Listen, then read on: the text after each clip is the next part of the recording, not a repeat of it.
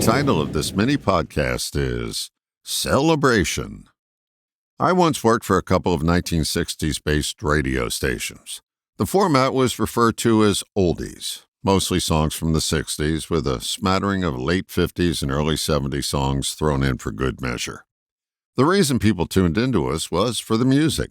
We had all the other elements that radio had to offer as well, like personalities, news, weather, sports, traffic, etc. But the main draw was the music. The success of the oldies format was that the music instantly transported most of the listeners back to a time in their life that seemed more carefree. I referred to it as their dancing, prancing, and romancing years. The music delivered a warm fuzzy to these folks. I believe it also set up a dichotomy in their mind. It not only reminded them of a special time, but it also tacitly reminded them that that time was over. The suggestion was that their dancing, prancing, and romancing belonged to another time. We do ourselves a disservice when we limit our ability to dance, prance, and romance like in the days of yore.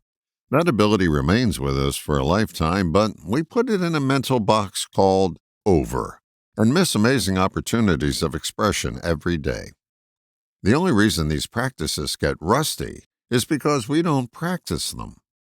When's the last time you danced? Not formally, but just let yourself do a little move or two when no one was looking. Can you remember the last time you outwardly strutted your stuff? When's the last time you dusted off the romancing part of you and brought it out for a spin?